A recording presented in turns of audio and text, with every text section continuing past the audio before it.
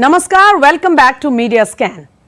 Viewers, Rahul Gandhi's US trip this week has reignited the debate about politicians making unsavoury and sometimes even anti-national remarks on foreign soil. This time round, however, there has been a backlash on Mr. Gandhi's comments not only from India but also Americans. Let's look at this quick report. You should travel freely between the United and for During his US trip this week, leader of opposition Rahul Gandhi made some controversial remarks which have led to a lot of backlash all around. Among his most controversial statement was that Sikhs may not be able to wear pagdi or turban and kara or bracelet freely in India. Indian democracy has been broken for last 10 years and Devata in Hinduism does not mean a god. The remark on Sikhs triggered immediate backlash and social media was flooded with Sikh men and women proudly sporting their religious markers to prove Rahul Gandhi was spreading unnecessary fears. The media also reminded through the week how Rahul Gandhi's previous foreign tours had generated similar reactions following some of his earlier comments. Among his most controversial statements abroad are BJP has spread kerosene all over the country, India is not a nation but a union of states, comparing the LSC situation to Ukraine, comparing RSS to Muslim Brotherhood, and trying to draw parallels between Prime Minister Modi and despotic rulers. Every time Rahul Gandhi made these remarks, his party had a tough time controlling the damage. But now, the reactions are not limited to Indians. Even Americans are questioning him vocally. So after that quick report, I am joined today in this special episode by the gorgeous Mary Millben. She is joining us from the US, well-known American singer, artist. She has distinguished herself because she has been singing consecutively for 4 American presidents and some of them were reported widely in India as well. Welcome to Media Scan and Doordarshan, Ms. Millben. Namaskar. Namaste, and it's great to be with you and your show. Thank you so much for the invitation.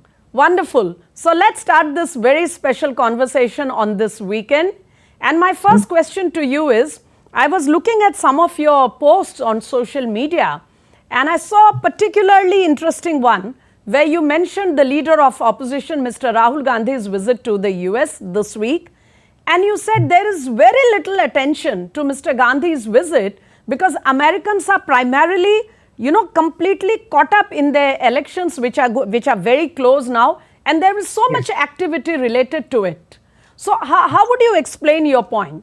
Well, thanks again for having me on your show. And, I tell you, election seasons are always very heightened. You have a lot of emotions and a lot of conversation about 2 different sides. And so I understand certainly the importance of those election seasons and certainly the importance of a diversity of perspectives being discussed. In short, I don't know Mr. Gandhi. I don't really follow a lot of his career, only just because I tend to give most of my time to following the current leaders of countries. And so I certainly follow Prime Minister Modi very closely because he is the leader of India and a friend and someone I happen to support tremendously. But, I tell you, I felt that Mr. Gandhi's visit to the United States, it was if I can just be candid, it was unnecessary. It was also the wrong timing to come over there. He can come to the United States whenever he wants. He's a free citizen. But in the context for which he came, it was unnecessary. It was ineffective for him and whatever the agenda was. And no one in the United States was receptive to what he was saying or doing, purely because, again, we're very much in our election season. And so if there's any conversation about the United States and India, it should be about what is necessary and our candidate, whoever is elected, and certainly having a good relationship with Prime Minister Modi and continuing to strengthen the U.S.-India relationship and uplift the Indian people. That was none of the I get conversation. your point, Ms. Millben. You are right that Americans are too caught up with their own political affairs presently. And it wasn't expected that Mr. Gandhi's... They are caught up with our affairs, but I wanted to say this, but we do care about what's going on in the world. And so if there are any leaders, certainly in the context coming from India, that is not the Prime Minister speaking about India, you would hope that those leaders would be talking about what is necessary to strengthen the U.S.-India relationship and certainly uplift the Indian people. Mr. Gandhi did none of that. And instead, he was critical of India. He continues to be critical of the Prime Minister. If I may interrupt you here, we'll come to a few of comments by Mr. Gandhi. But before that, I just want to follow up on one thing you just mentioned about the fact that Mr. Rahul Gandhi wasn't very keen to discuss anything about Indo-US relations. You know, even leaders of opposition, when they go abroad, they do talk about people-to-people terms because, you know, it's such a warm and rounded 360-degree relationship. You think Mr. Gandhi slipped on that? I think he has a great opportunity as certainly a leader in India. He has many followers. He aspires to one day lead India if the people of India elected him. I think he just could have used his time more effectively in the United States. That would have garnered some attention or interest. Instead, he was not effective with his visit, and it was a distraction to the positive things that are going on in India. It was a big distraction, certainly to our support for the Prime Minister in India. So, you know, I feel he could have done things differently. Certainly. Okay. I got your point. So just to follow up on that, you said, you know, he was sort of he went on distractions. So we are just coming to a couple of those issues which you referred to as something like a distraction. You know, one comment made by him while speaking in an event to a Sikh young man has not really gone down well at all across the Sikh community in India. To be fair, there has been a backlash, and because, you know, Mr. Gandhi was trying to indicate that Sikhs here in India may not have the freedom to, you know, publicly sport their religious markers or practice their faith the way it is supposed to be done. Now, since that is not a reality at all, so there was certain backlash, and then there was comments on religious practices, etc. Do you think it really sort of, you know, helps the cause of a country or even a politician to go to foreign soil for travel and then, you know, play on the fault lines in the country and create unnecessary fears? Because these are arguments and complaints I am mentioning which have been brought out by people themselves. We are not mentioning it. It is the people who have pointed out that Mr. Gandhi has been playing on the fault lines and he is trying to create a bogey that religious freedom is threatened in India, whereas India remains one of, you know, one of those places where everybody is free to practice their faith, their religion, their culture, their languages, whatever you have. Sure, I'm happy to answer your question. So religious freedom is certainly an issue across the world. We face that here in the United States. India faces that. Countries all across the world have to deal with the diversity of religions, the diversity of culture, democracy specifically. And so I certainly want to address that first, that, you know, there's no secret that the United States, India, countries across the world are all dealing with conflict with religious freedom. That being said, the Prime Minister has certainly, and the Indian government, have certainly worked very hard to immediately mitigate some of the rising situations in India as it relates to religious freedom. And I applaud the Prime Minister. I say that certainly as someone who is a big proponent of religious freedom and a Christian woman who has a respect for all faiths, and certainly those who should all have the right to practice their faith. As it relates to Mr. Gandhi, you know, I thought his comments about the Sikh community and his other comments about religion, it sounded like a person who didn't certainly have any kind of sensitivity to the real issues of religious freedom. And I thought it was It's very hard. I really don't understand how any kind of person or leader believes that a country or citizens will follow you if you make certain comments that ostracize people. I was very surprised that he was ostracizing various faiths that are part of the fabric of India. We certainly have a great respect for the Sikh community here in the United States.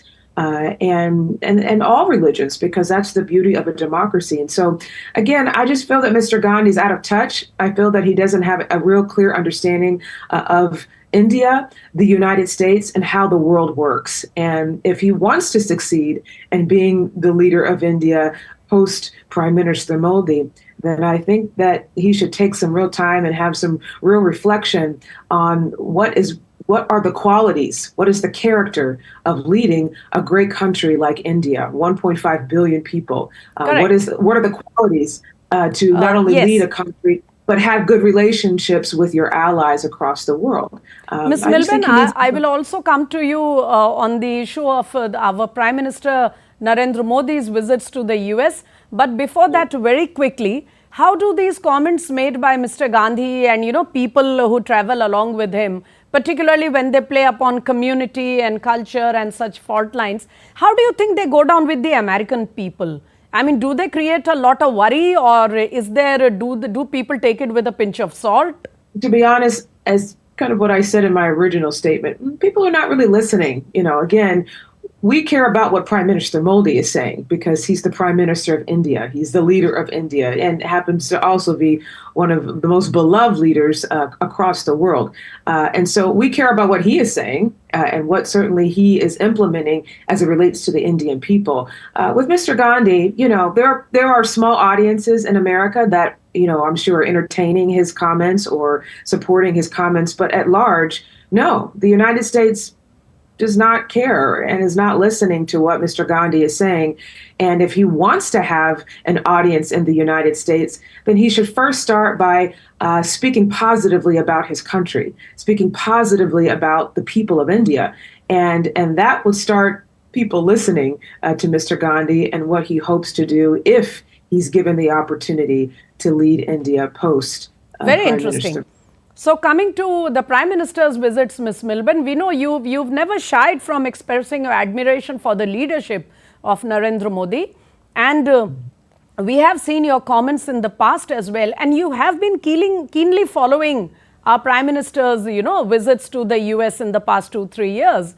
So if I were to ask you, to compare the kind of vibes which are visible when Prime Minister is meeting with the American people and visits of other leaders, say for example Mr. Gandhi's visit this week, how would you like to put them in a comparative manner? It's like oil and water. It's like apple and oranges, The United States, just as we're going to here soon this month, welcome Prime Minister Modi back to the United States as he has several visits here. And certainly reading today, he's going to have a visit certainly with President Biden and some things in New York.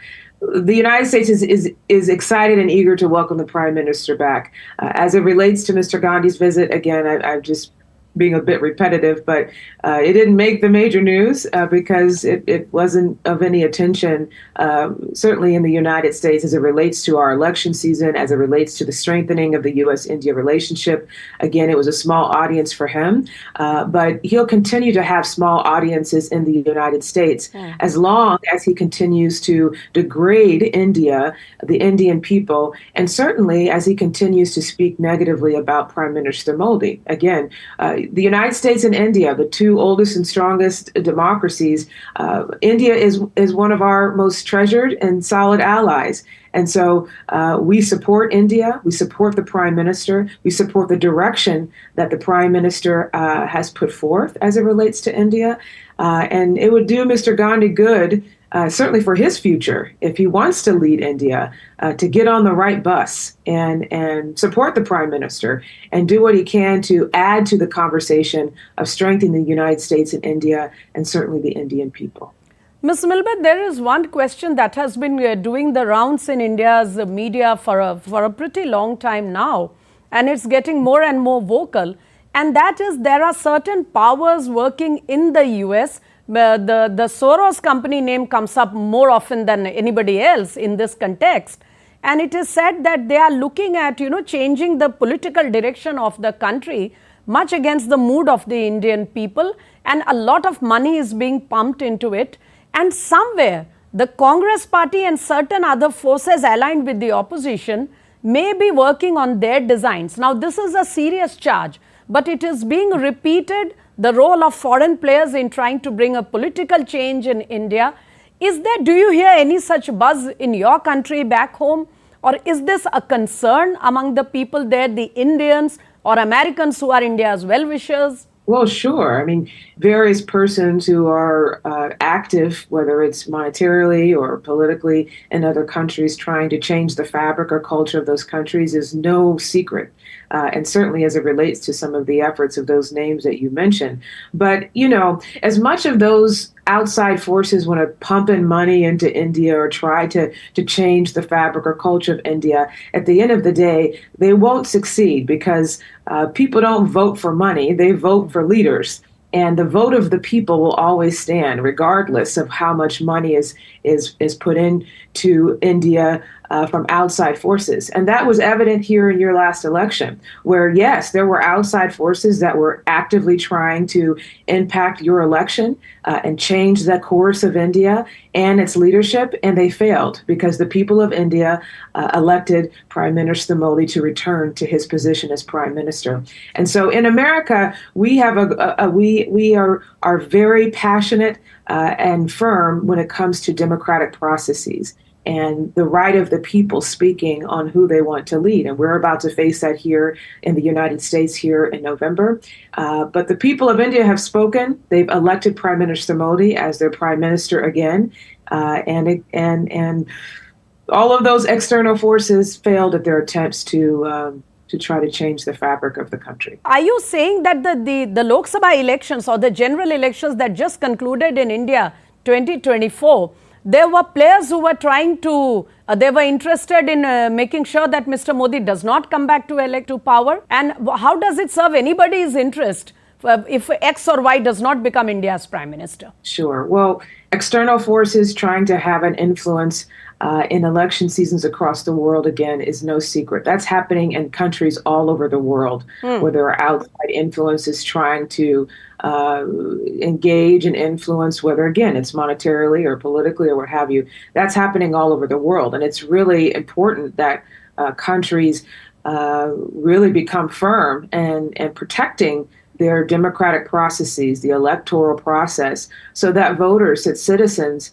truly have a right to speak and their vote is counted and heard, and the right people are put in office based on the will of the people. And so that's happening all over the world. It certainly is happening in India. And I just think, again, it was wonderful to see that the citizens of India, they spoke. They elected Prime Minister Modi back in office, and the Prime Minister is doing a wonderful job already with implementing new policies that are uplifting the Indian people. And I just think, again, people have to be vigilant in election seasons to not let outside forces or electoral processes to be manipulated by a certain sect of people or ideology of people. And again, we're facing that in America. Countries all over the world are facing that. Yes. So it's very important. Do you think Mr. Rahul Gandhi may be playing in the hands of any of these forces? Since you've mentioned this phenomenon so many times, Ms. Millben. I wouldn't be surprised. I think that he has a very different agenda than Prime Minister Modi. He has a very different agenda, to be honest, than I think the central conversation or sentiments of the Indian people. If he was in tune to what the Indian people desire or in tune to the progress that is needed in India, then he would have been elected, and he was not. And so that's just the truth. It's, you got to look at the facts when you get into these kind of processes. And that's just the truth. That's the facts. The people elected Prime Minister Modi because they believe he's the best leader, and he is, in the context of moving India forward and strengthening India's relationships across the world.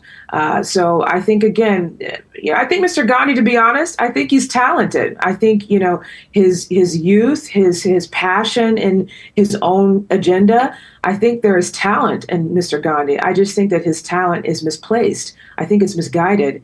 And I think if he were to sit back again and have some reflection on harnessing his talent and harnessing that passion in the right direction for India, then I think he will have a greater audience in India. I think he'll have a greater audience in America. And I think he would probably have a greater audience across the world post Prime Minister Modi's tenure. So Right. So just quickly, two very quick questions, Mary Millben. Number one, do you think, since you've been, observing so keenly, do you think Prime Minister Modi has managed to bring a paradigm shift in Indo-US relations in the past 8-9 years? absolutely, no question. Prime Minister Modi, I've said it a dozen times and I'll repeat it here again. Prime Minister Modi is the best leader for India. He's the best leader for the United States-India relationship. And he's the best leader in the context of being a global leader, shaping what is happening across the world as it relates to humanity, as it relates to our responsibility as dominant democracies in influencing the world in context of freedom, in context of hope, in context of inspiring humanity across the world. And so, yes, I think that he has been a phenomenal and transformative leader for India, but certainly for the U.S.-India relationship. And it's, regardless of what happens in November, whoever is elected, of course, it's no secret. I am on the road, in fact, performing for President Trump. It's so my hope that... let me come to you about the November elections back home in your country. So, there's a lot of now activity visible very clearly, Yes. and people here in India are also observing what's going on there. So, Yes. honestly, which way is the wind blowing, Mary Millben? Well, I tell you, it's a long road. I know it looks like a short amount of time, but it's a long road to November. And as I was mentioning, it's certainly my hope that President Trump, on the road currently performing for President Trump, and have been for almost 10 years.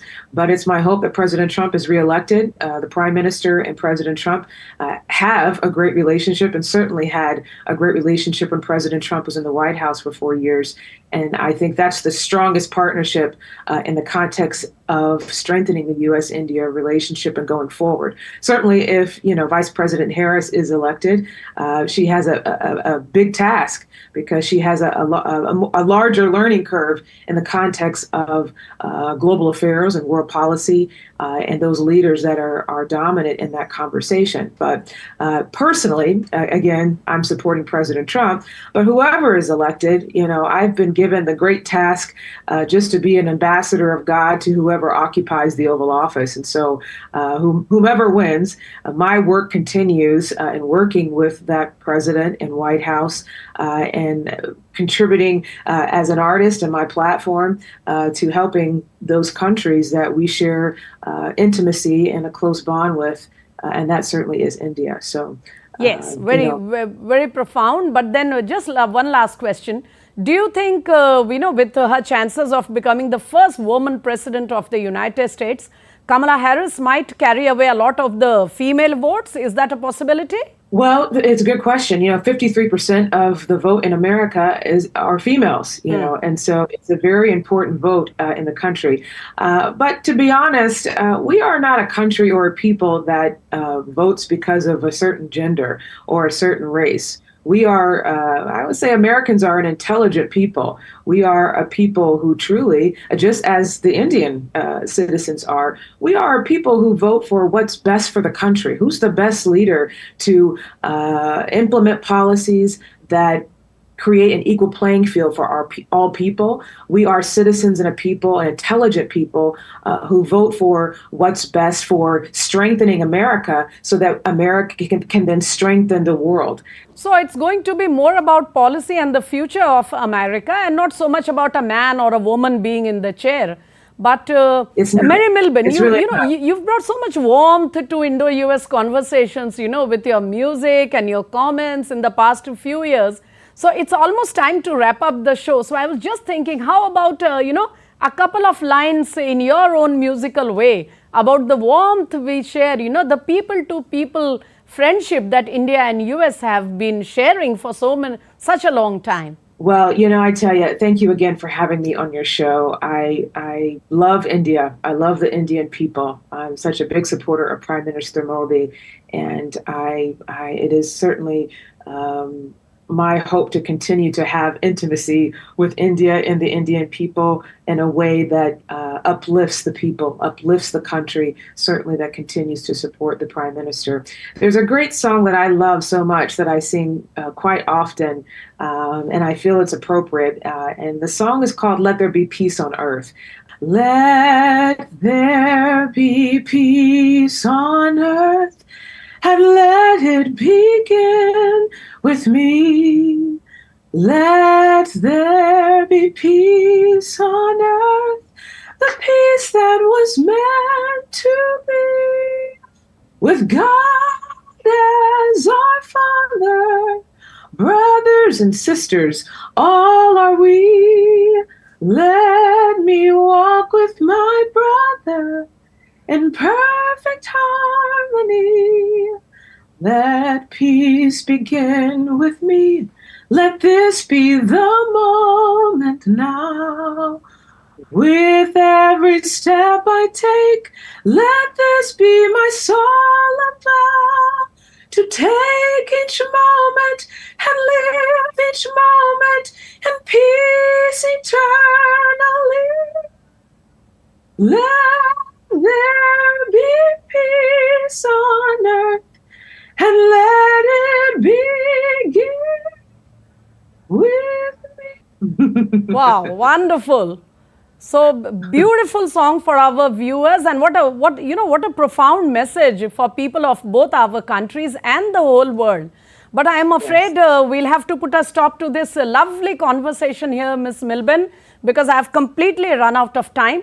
But thank you once again for, with all the time difference that you have had to face, finding the time for Doordarshan and sharing all your thoughts with us and that lovely song for our viewers. Thank you so much. Well, thank you, Smita. It's great to meet you, and thank you for having me on your show. God bless. On that musical note, it's a time to wrap up Media Scan for this weekend. But viewers, what a conversation it has been with the gorgeous Mary Millben. However, we'll catch up with you again next weekend.